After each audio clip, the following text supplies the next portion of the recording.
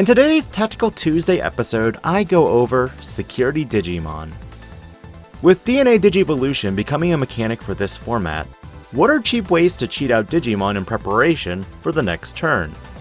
You or your opponent may forego these Digimon on the off chance they have ways to remove said Digimon. But some Security Digimon offer a lot of value. And if you enjoy these types of videos, do consider liking this video, subscribing to the channel, and hitting that notification bell for more of my future content. This video will not cover any Digimon that are above level 4, i.e. Diaboromon who can generate a Diaboromon token, and Omnimon's Word Defeat, even though they have security effects that play themselves, or play another Digimon.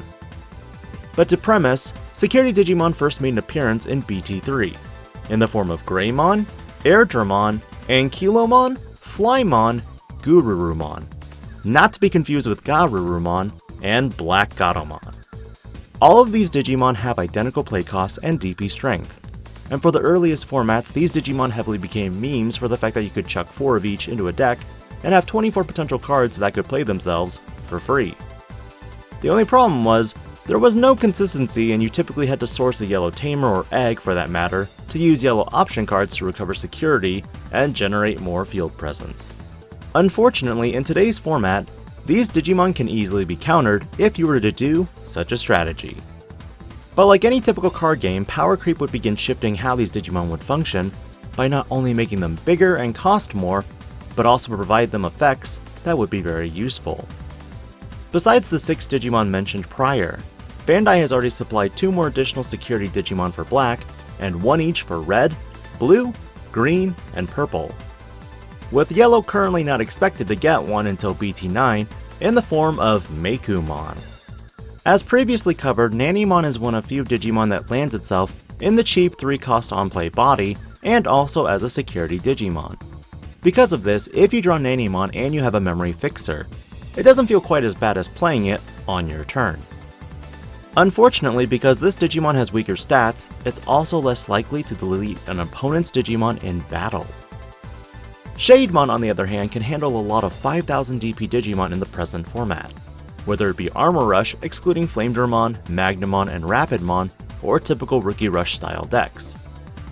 And while Shademon can also be utilized in Diaboromon decks, blockers again feel like they lack value in the present format.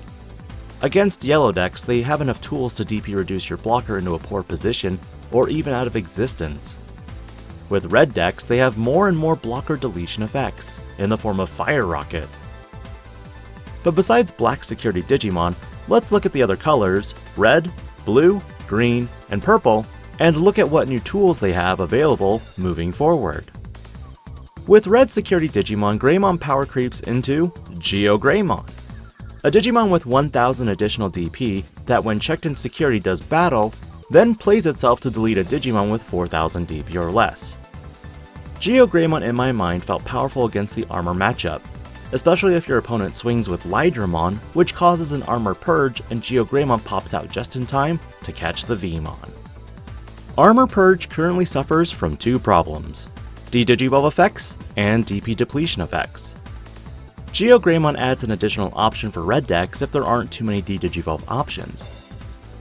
Blue, on the other hand, got a severe upgrade from Airdramon to Cordramon, a Digimon again with 1000 additional DP that does battle, then plays itself. The best part is, this Digimon can generate you 2 cards in your hand, and with Metal Garurumon decks you can potentially generate additional advantage as you DNA Digivolve. 2 new Digimon that made an appearance officially last week with the drop of the starter decks are Sneemon and Witchmon. Sneemon is an upgrade to Flymon with identical stats, but a more expensive on-play cost. This Digimon in essence acts as a needle spray when checked in security, but does provide you an additional green body to DNA into Pyildramon or Dinobemon if needed.